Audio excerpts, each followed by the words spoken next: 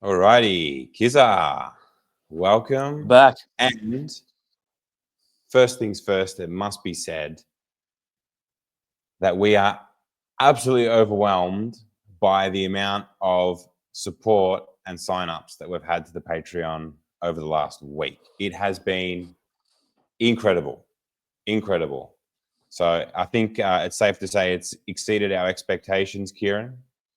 And some of the feedback that we've received so far has been really positive and also really constructive. And lots of people have come to us with more suggestions for more tutorials. So we've got plenty of work ahead of us, Kieran. Yeah, it's been fantastic. Everyone's been very kind of generous in their support, and yeah, it's just been a really good experience. You know, we were, confident that it would go well, but it's gone kind of better than we even expected. So thanks for everyone who signed up, and even people who, just liked and shared the posts on Instagram. But yeah, it's been amazing, and we're having a lot of fun with it too. So we're looking forward to the next tutorials that will be going up. But yeah, thanks to everyone who's jumped in, and if you haven't already, just go across and check it out and see what we're offering. We think it's really good value and a great product, so check it out. Perfect. Kieran, today we are getting back to our Weathering in Heresy. So the first episode that we did, part 1, was all to do with scratches with our weathering techniques. How to apply them, what we prefer to do, how we go about it. And there is a lot of crossover with chipping, right? And understanding chipping and how that works too. So today, part 2, we're talking exclusively and only about chipping. So a variety of techniques, what we prefer to use, what we've used in the past, and we'll also have a chance to run through lots of examples and have a talk about it. Yeah, and we'll try to make sure there's not too much crossover from the scratching episode, although I did have a bit of a psychological meltdown during that episode trying to distinguish between what's a scratch and what's a chip. So inevitably there'll be a little bit of crossover, but and they can be used in combination, of course, to complement each other. So if there's a little bit of if we go over a little bit of what we covered before, apologies for that, but we'll be covering some techniques in this episode that we didn't touch on previously. So I think that'll be really valuable and really interesting to talk about. And not to be confused with Cole Palmer chippy chips either. Yeah. Chippy chips. Kieran, you are the man who probably has the most experience when it comes to the hairspray technique. Yeah. Talk us through this. Talk us through how you discovered it and how long you've been using it and why. I guess the first time I came across it was probably like in a scale model kind of magazine or something, like way back in the day. But it took me a long, long time to try it myself. It was never kind of something that I dived into straight away. So I was aware of it for a long time before I actually gave it a go. And my weathering, I'd been in the hobby for 10 or 15 years before I even tried to weather any models. And I did start off with the kind of the easier approach, the more approachable kind of technique of sponge chipping. But when I did finally move on and give it a go with the hairspray technique, it just completely changed the way I do most of my hobby. These days, if I'm doing independent character, separate characters and that kind of thing, I might not use it. But all of my army projects, since I learnt how to hairspray chip, rely heavily on it to add detail and character to those armies. So it's become something that's kind of really essential and kind of core to the aesthetic that I look to create and, the armies that I build. So yeah, it's been really, really important in a hobby tool for me. So basically, it's about creating a base color, covering it with a coat of hairspray, painting over the top in the final color that you want your armor to be, and then using water to activate that hairspray that's underneath. And in activating it, the paint on top starts to chip away, exposing the base color. That's the kind of very basic kind of description of it. Of course, it's far more involved in that than that. With masking and lots of varnishes to seal in colors and to protect the chipping and that kind of thing. But that's the basic gist. It's a technique that is used to expose a base color by cutting through the top layer to expose it. So that's the basic gist of it. But it's something I always use. So I guess it would be similar to something like chipping medium, right? Yep. In the Yep. fact that it reactivates with water. Yep. Now, how do you think those two differ? I started off using chipping medium before I moved on to the hairspray, so I've had a bit of experience with that as well. I, f- I I didn't find too much of a difference, to be honest. They seem Mm, quite similar. Obviously, with the chipping medium, you can brush it on, but I found the best results were through the airbrush. Um, but to be honest, the reason I've moved on from chipping medium to hairspray is because I find hairspray is generally kind of a superior kind of product. I find it adheres to the model more easily. It's sticky in a way that the chipping yeah. medium isn't, and sometimes the chipping medium, because you're going to be spraying it over a gloss varnish to protect the base layer. Sometimes the chipping medium will like capillary and pool and speckle across that gloss varnish because of Mm, the surface tension, the reduced surface tension. Whereas the hairspray does have that kind of tacky effect, so it will create a more kind of even and smooth layer to work with. And it's also much easier just to, using a spray can to apply the hairspray, especially if you're yeah. doing it across a whole model rather than, loading up an airbrush and cleaning an airbrush and, making sure it's thick enough. It's much, much easier to apply through the spray can. And I've found it to kind of, the overall effect is the same. It's just easier to use. Yeah, right. Well, it sounds like in a way it may give you more consistent results. Yeah, I think so. Yeah. And there are a range of different chipping mediums. Like you can get like a heavy chipping medium or like a light chipping medium.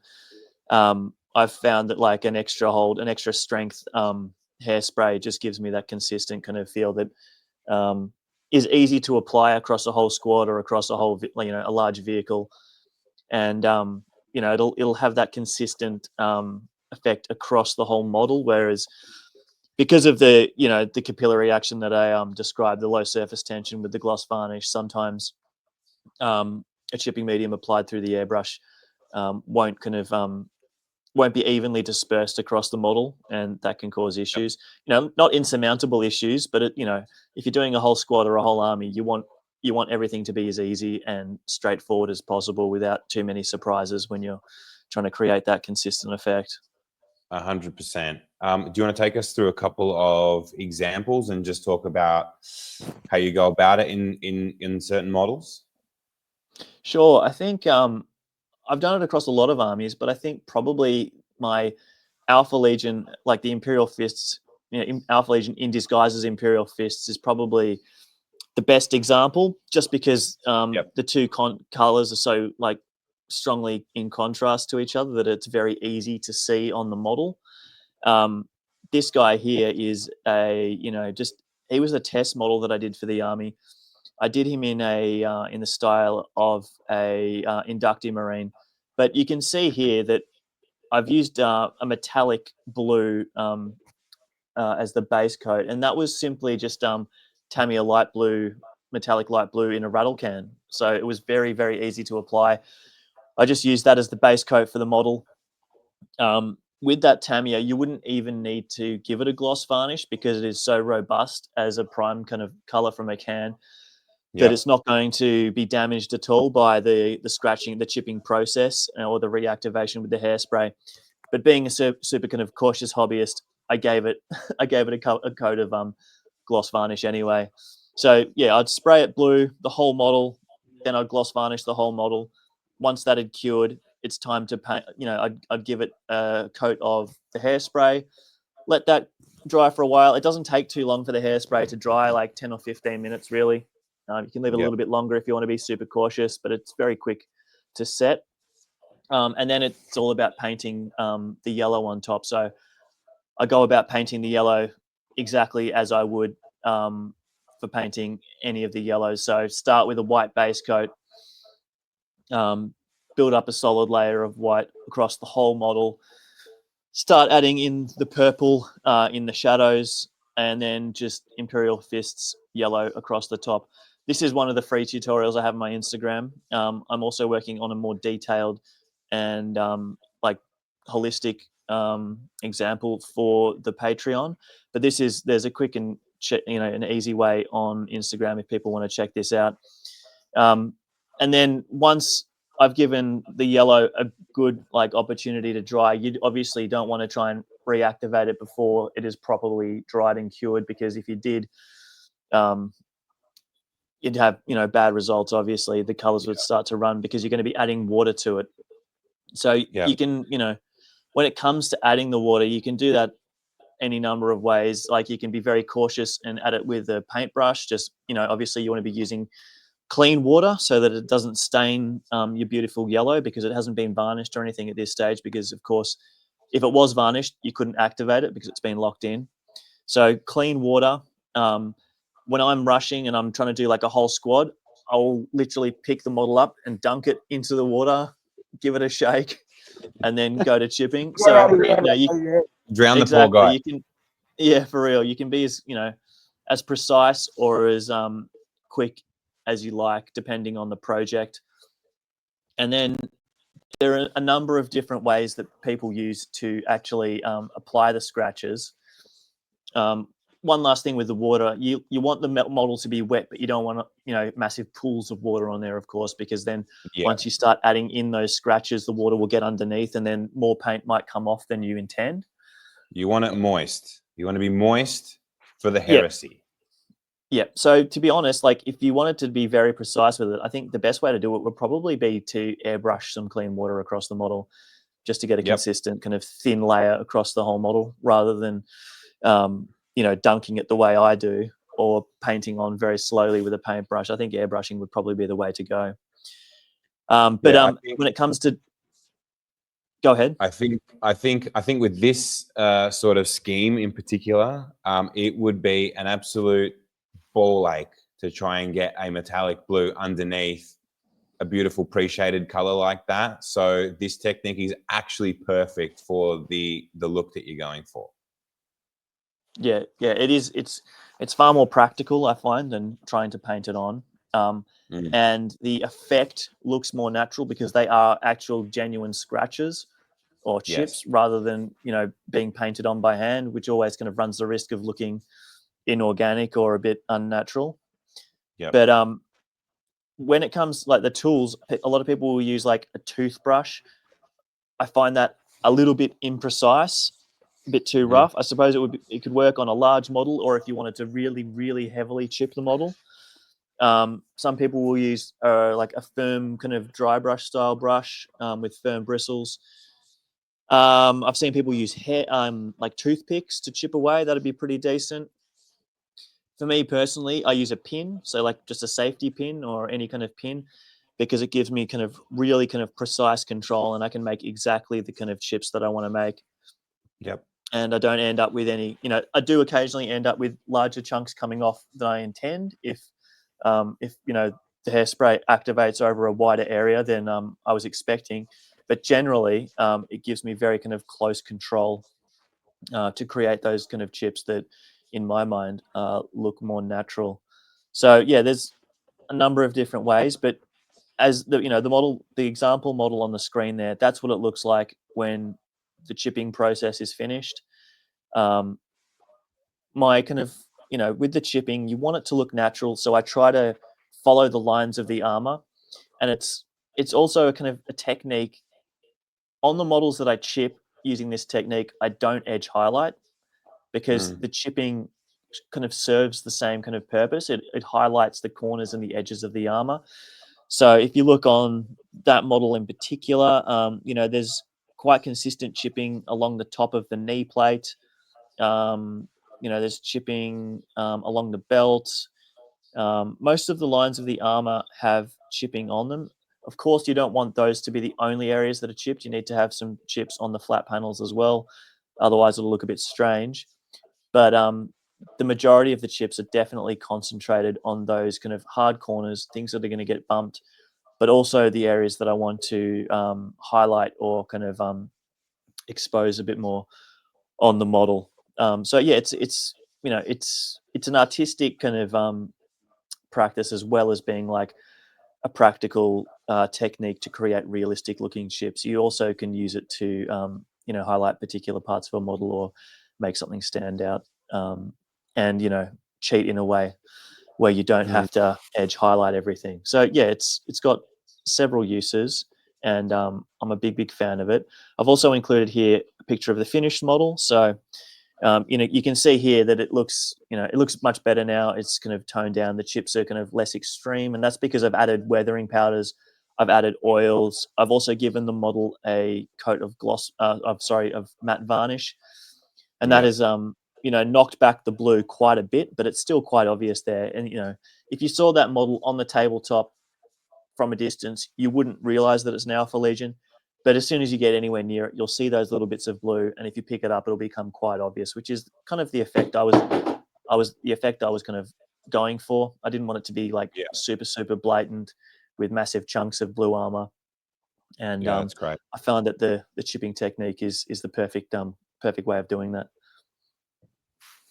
Very fitting for the alphas. I like it, Kieran. All right. Yeah. Let's move on to talk about our next technique, because we've got a bit to go through. There's a few ways to chip here. Yeah. All right. I've got so many more chipping chipping examples there, but the Alpha Legion is probably the best example and the most easy to describe and the easiest to kind of show in the video. If you're listening on the audio version on Spotify or what have you, I'd encourage you to check out the video that will accompany that recording, just to see what we're talking about. We've got plenty of images to show throughout this podcast, so check it out and follow along. Right, Kizza. Sponge, probably the most approachable and accessible way to add sort of little bits and chips to models. I mean, everyone's got sponge in their house or from an old figure case. That's what I use. I just tear up one of my old Games Workshop figure cases and dunk it all in the paint, or foam that comes with little blister packs and that sort of stuff. That's what I used to use.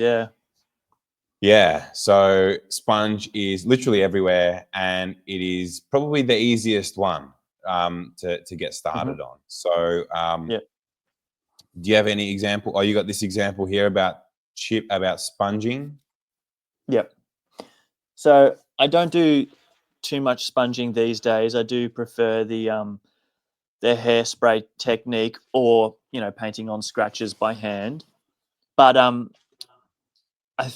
there are certain things that the sponge is really good for, and one of them I find is for adding like metallic chips to like vehicles or the corners of armor panels, because it almost has like kind of a dry brushing effect as well as like that kind of chipping effect.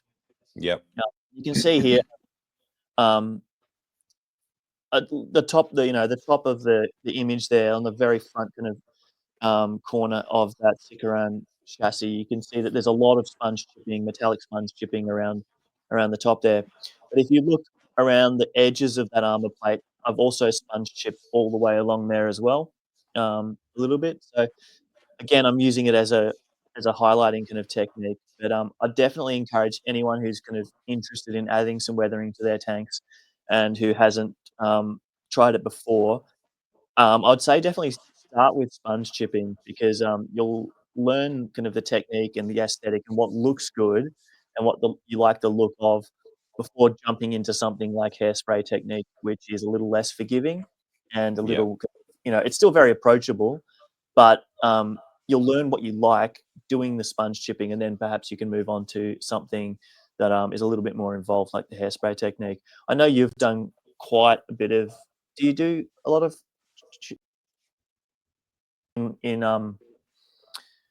in combination with other techniques, of course? But I think you've got some good examples here. Yeah, I tend to use sponge chipping quite a lot for a couple of reasons. There is a nice sense of randomness that you do get from using the sponge chipping. Hmm. Now, there is a caveat to that.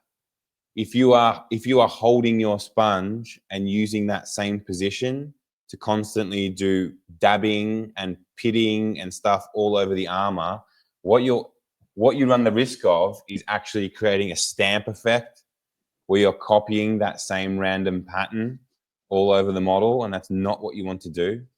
So a lot of the time I use the sponge quite sparingly, and what I'll do is I'll either rip off and start a new sponge, or I will rotate the sponge slightly just to give me different patterns as I go along.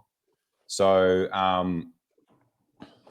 that's the way I kind of like to use it, and I do apply it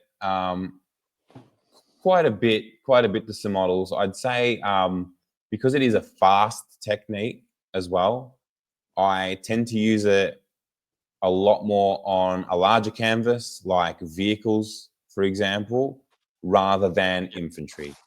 Now, the reason for that is that with the vehicles, it's obviously a larger canvas to be working with, and what you don't want is your sponge chipping to maybe look a little bit unrealistic because you start losing a little bit of scale if you're too heavy-handed with it. So I tend to just keep it for my larger sort of surfaces. And what it provides me is also a good baseline if I want to go in and then add to it or rework it with a hairy brush. So we're going to be talking about brush chipping next, but I actually use the brush in conjunction with the sponge a lot of the time.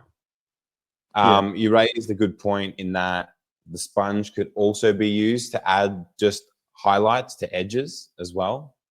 Typically, that's what I might use it for on something like a vehicle as well.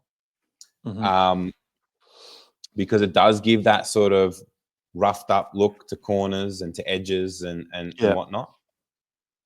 One word of warning, though, on the sponge chipping is that I am a firm believer in less is more. It's very, very easy to get carried away, especially if you're doing it for the first time or if you're new to it.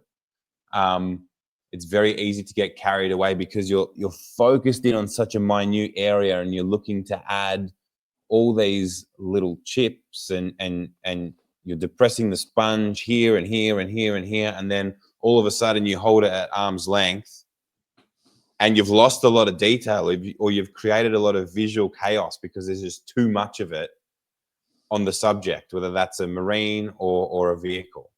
So what I'd say is do a little bit, stop, assess, and then go again if you need to. And that's just because like a sponge is like a very imprecise tool, right? And that lack of precision is far more obvious on a smaller scale, such as like, an infantry model. Whereas on a vehicle, I think that point that you made about it being useful in vehicles is really important to reiterate, because the scale of the chipping is, it's much easier to hide or make look appropriate on those larger models. Yeah. But this example you've got here, if you want to speak about that, that's an example of using that chipping technique on a much smaller scale and very tastefully. Yeah. So what well, my approach to this, right, was just to just to get the randomness effect sort of started with the sponge. And that's because it's also quick as well. Like if this was a competition model, for example, I probably wouldn't approach it this way, but it's not. This is a Garvior Loken conversion that I painted for a good friend in a past model exchange. Dawn's Arrow, you may know him from Instagram. So my approach to this was to get it just started with the sponge and to get some randomness into areas. And then I went in with the brush, and with the brush, because it's a more precise tool, I could get more deliberate in the areas where I wanted to chip away. So you could also combine little chips into larger chips with the brush, or you can also drag the paint and create a scratch and lead a scratch into a chip, or lead a chip into a scratch, right? So the minuteness that you can get and the level of detail that you can achieve with the brush is a lot greater, but the sponge is a great tool for starting. So on this model, the sponge and the brush lended itself to chipping really easily because it's a light canvas to be working on, right? So because the color scheme is so light, things like weathering techniques, they just pop out and they stand out so much more than what they do on like a dark or a mid-tone color.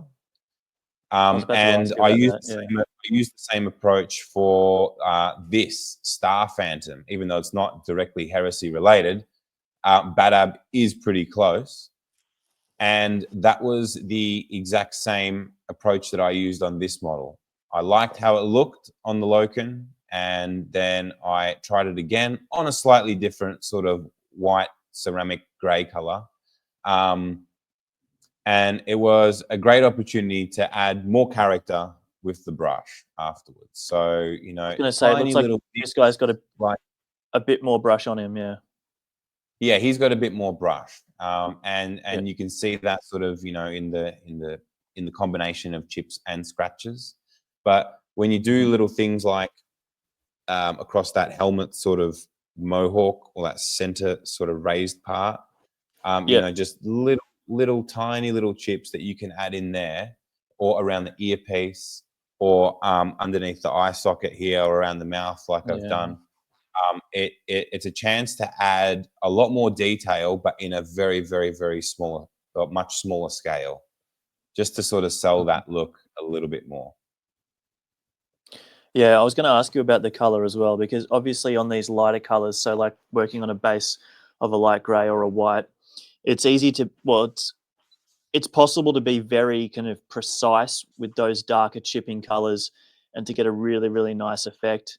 You know, like you said before, less is more, and you can really kind of make the most of that on these lighter schemes. Whereas trying to apply chipping to a darker scheme, either using like dark chipping or even using like a light kind of reverse chipping technique, is a lot more difficult. Do you have any experience in that regard, and in trying to chip those darker schemes, or is it kind of the same in your mind? It is challenging. What I wouldn't mind sort of speaking to just for a moment is also the colors in which you chip with. There is a little bit of a misconception sometimes that all chips are going to be like silver, but that's not necessarily true, right? It's about what underlying color or material the substrate is that's been painted, and by substrate I mean like surface that the painting is on or adhered to, right? A lot of the time, like what colors come to mind when you think of ceramite? Well, like either a dark gray or a silver. So I've used dark gray. I've used dark gray for my Death Guard, and to be honest, I don't think I would do silver chipping with my hairspray technique, because it would look a bit strange, I think. Like, you know, that might seem a bit ironic considering I've used a metallic blue for chipping, but if I had the choice, like if I was chipping I don't know, like a light colored marine, like a White Scar or a Imperial Fist or something, I would definitely go for either like a very dark brown or a very dark gray rather than going for that metallic color. Yeah, Just because I kind interesting. of, it feels like, Go go ahead. on. Finish I what was you were going to say saying. kind of, I feel like it'd show up better on the model rather than, using a metallic kind of chip. Whereas I can add in little bits of metallic by hand if I wanted to, um, on the very sharpest corners of models. But I feel like that like a flat matte kind of dark color contrasts better with those light colors rather than something like a metallic color, which is going to be catching a certain amount of light in those little metallic chips in the paint. Mm, mm. I think it's important to consider maybe at what level or how deep those chips go into the material as well, right? Yeah, Because if it's just a small nick, or a surface level scratch, like you might get on your car, for example, a lot of the time they might appear lighter than the paint because they haven't worked their way fully through that layer. yeah, Whereas a deeper chip might expose a little bit of metal underneath. yeah, So they're two important considerations as well. Obviously, it yeah, depends on what your tastes are, what colors you're painting, and what's probably fitting for the project, right? yeah. But in the project that I'm working on now, for example, I'll tend to use my highlight color to show like those surface level sort of chips, and anything darker I might use like a really dark gray brown. And then for the ones that go through everything, I might use a silver, right? Hmm. And that's mainly just to add a little bit of interest, or maybe because it's on like something like a black armor panel where Yeah. those little But things will catch the eye. that silver, apart from on that black armor panel example, that silver's never going to be by itself, is it? It's going to be within a darker chip or a lighter chip. It's never going to, like a darker chip, to be honest, because it's that deeper kind of level of chip. It's never going to be, a metallic chip by itself. It's going to be in combination with some of the other In colors that most you've in been most using. cases, in most cases, yeah, you're right.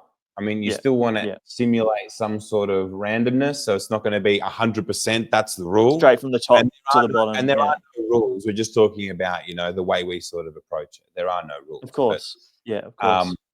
that's the kind of scenario I play in my head when I'm looking to chip something away. So Yeah, yeah. I um, also have go the on. example of my Palatine blade. It is using the hairspray technique rather than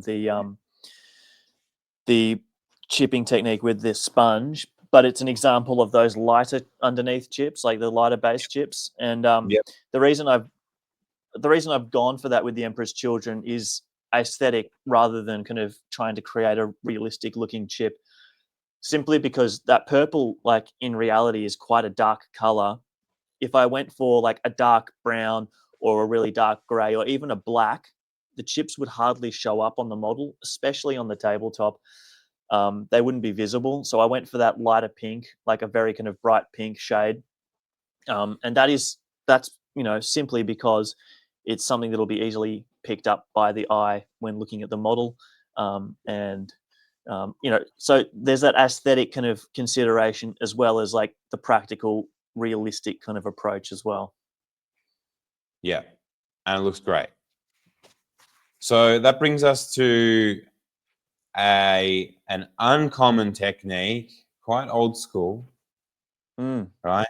And that is the salt chipping technique. Kieran, have you ever used this before? I've not used it before. I've watched YouTube videos and I've like seen people do it before, but I've not tried it myself. I think I went straight from sponge chipping to hairspray and I skipped the salt in between. All right. So in a moment of madness, I decided to try it. And this was a while ago on an old project, and it was for my nights. on my night house. Mm-hmm. I thought it was probably the perfect opportunity because with each project, I like to sort of try new things and challenge myself in sort of separate ways. And these models were big enough in order for me to try something like this, because typically your salt weathering techniques they're a traditional scale modeling technique that's generally used on larger tanks and stuff, right? Yeah.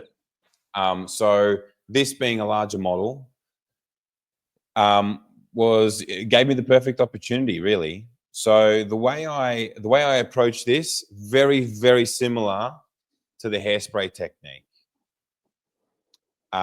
In fact, yeah, it is. So I sprayed essentially my rust color underneath.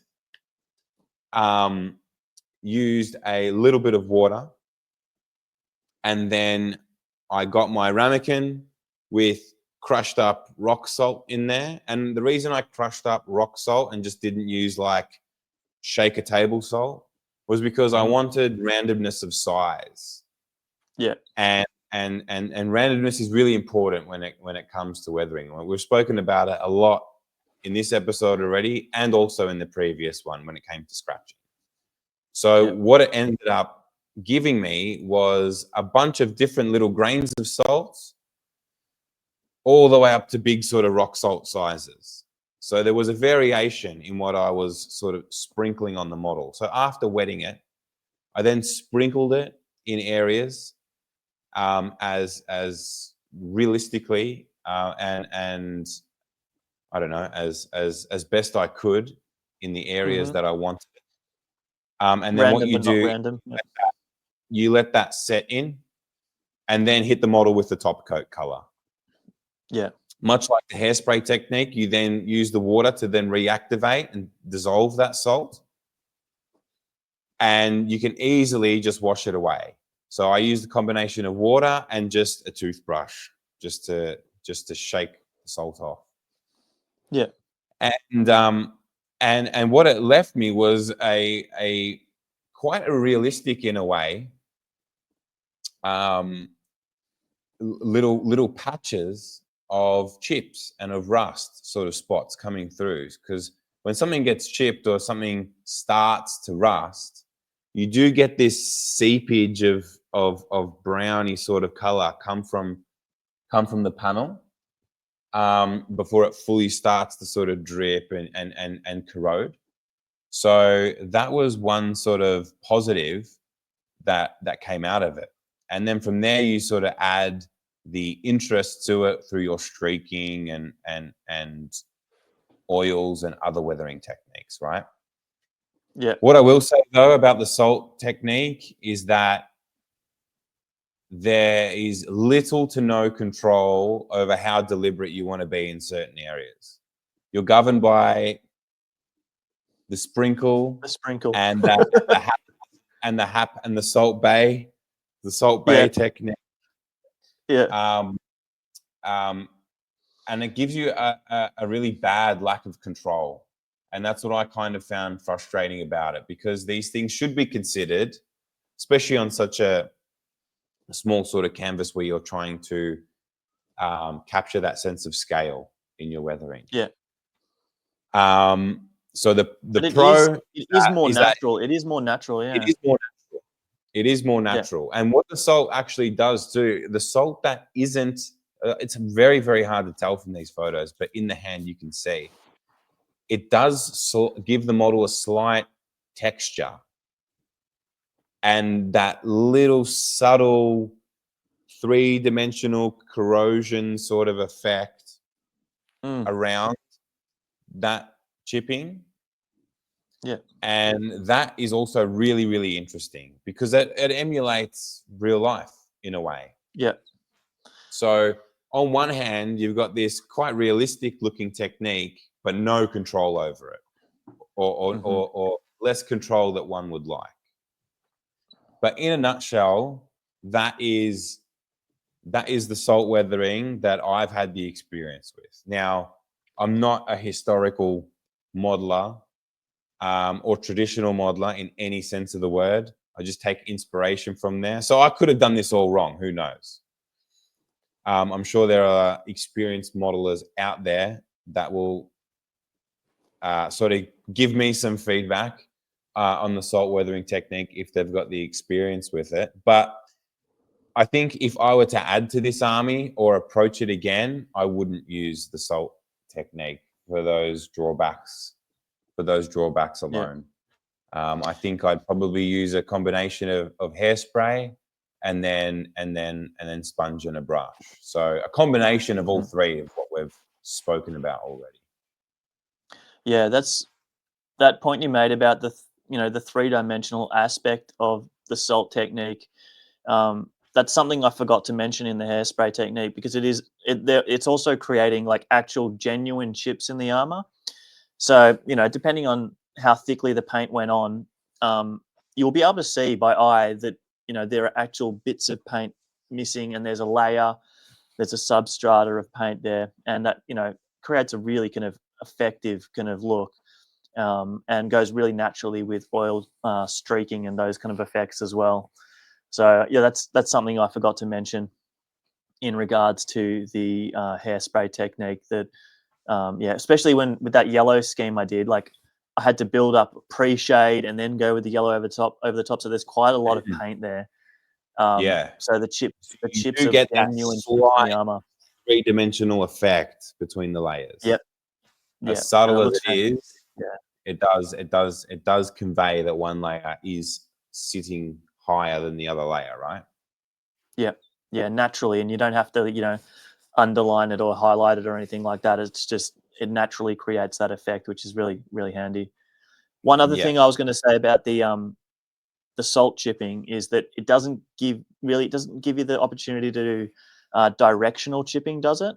Or can you or would you be able to create that effect with the toothbrush, or is it simply kind of purely reliant on the formation that the salt kind of formed? Yeah. Wherever the salt adheres to, that is where you're going to get the chips. So there's no extra sort of I know what you're alluding to, whether you can sort of like pull and drag maybe or something like that. But once that water goes on, it dissolves the salt. So it's not like So that's where something you pull off physical rock. That's where the brush would come in. Yeah. Okay. And when you're painting over the top of the salt, is there any like risk that it might activate during that process, or do you have to kind of, I don't know, use a different thinner in your brush or a different type of paint? I can imagine like a Tamiya would go really nicely over it, but like would an acrylic kind of paint thinned with water be a risk? Not sure, because once you remove the salt and it's all dissolved off the model, there's actually none left on there. No, I mean prior to that. So like when you put your top color over the salt. Right. Yeah. Gee, it was a long time ago. I can't remember anything like that. But then again, I wasn't using acrylics. I was using a Tamiya or a Mr. Hobby or some other sort of like based paint. I didn't put acrylics over the top, but that is a good point. I'd be keen to know if anyone else has tried the salt weathering, what sort of effect that they've achieved with acrylic paints as well, or whether that is a complete red flag. That would be interesting to know, actually. I'd be interested to hear that as well, because it's not a technique that I've tried.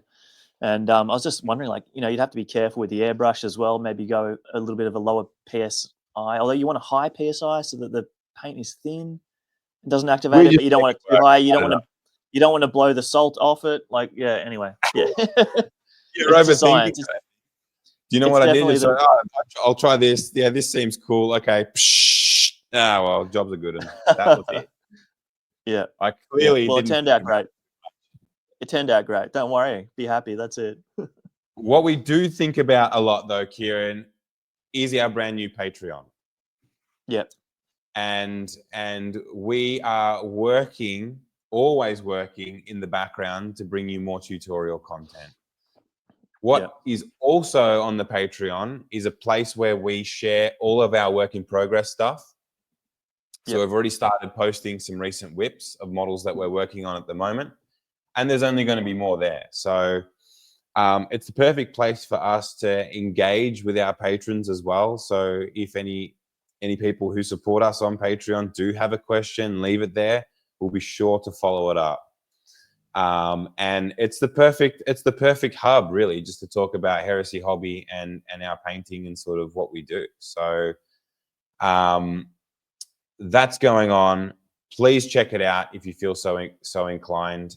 There's a 7-day free trial option as well, Kieran, that gives you access to all the work in progress photos and for posting comments, engaging with the community and that sort of stuff. The only thing that it won't get you is the downloadable tutorials.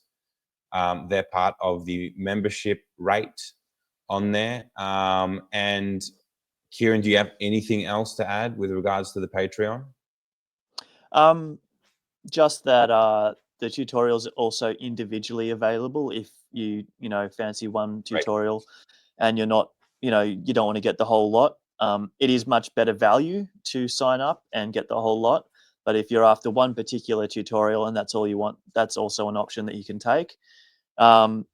It's a great place for you to ask any questions about the tutorials that are posted and our whips. There are no silly questions. We'll always look forward to hearing from you, in fact, and really kind of looking forward to engaging about those tutorials as well. They're living things. There are always other things to consider in these tutorials. If you have any questions about the techniques or perhaps alternative colors or alternative ways of doing things, just leave a comment on the tutorial and we'll get back to you as soon as we can. I'm blown away by how great everyone's been, how encouraging everyone's been.